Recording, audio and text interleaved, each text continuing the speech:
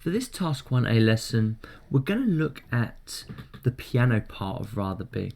Now I want to say a special thank you at this point to Ramsey Johnson, who's done the performance for this, and it's absolutely amazing. And I would strongly recommend that when you're putting this part in, if you are a keyboard player or piano player, you're going to really benefit from playing this part in.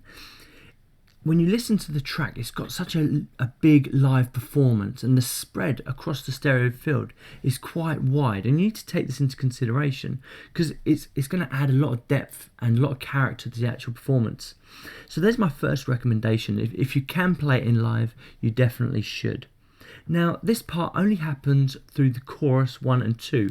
Chorus 1 is written in the score, but chorus 2 is not written in the score, and actually the performance values, and especially the rhythms, are different.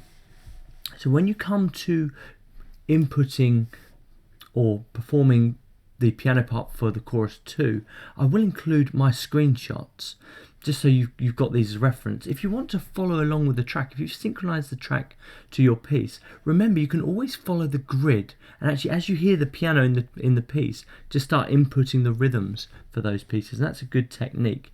And as I was listening through this, you can actually really hear the rhythms for it. I will include both screenshots for both sections. Now another thing to consider when you're looking at this is I've incorporated the whole piano part from the treble clef and the bass clef as one instrument. You can separate these out, and that's absolutely fine. And if I wanted to separate these out, you can see it wouldn't be a massive thing. You can see which parts are in the bass and which parts are in the treble. So it would be fairly easy for me to do that. I'm just going to keep it as is for now, but as my piece progresses, I may decide to change that.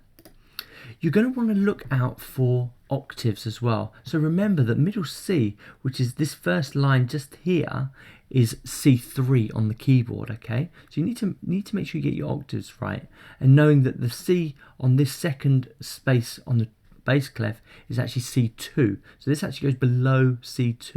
And you need to just make sure you get that reference right, and when you're inputting these notes or playing these notes in.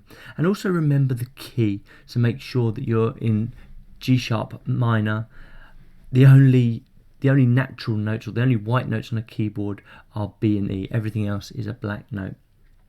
The next thing I want to look at then, let's just close this for a minute, and remember I will include the screenshots of my piano roll for both sections, is the actual instrument that I've used. Now I've used the EXS24. It's just a standard grand piano sound.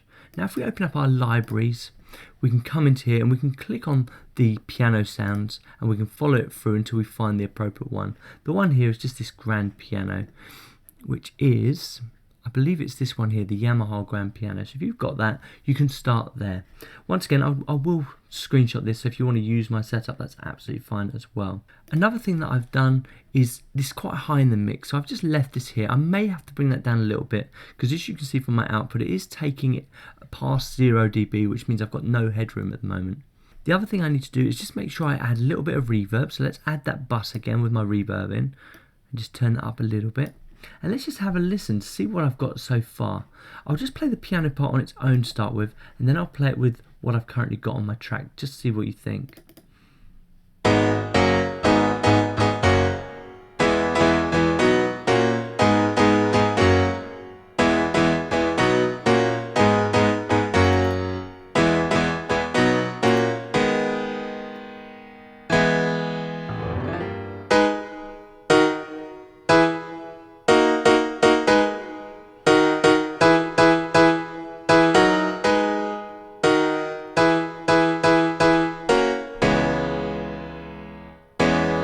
Okay, so this is the first section. Let's have a look at this second section so you can see how different it is. And I'll just play it straight off so you can hear the comparison.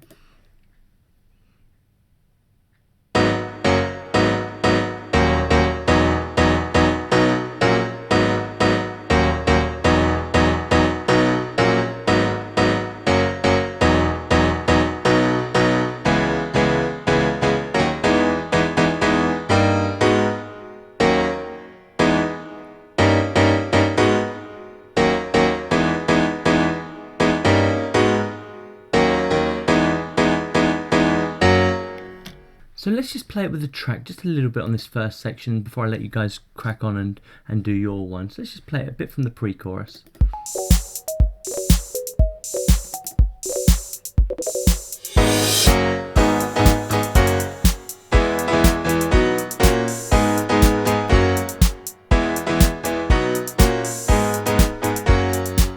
And there we go. So I did notice I can bring it down just a little bit. I'm going to continue to mix this and continue to improve it as we go through. But at this point, I just want to get the parts in and get a rough mix going. So I'll see you in the next lesson.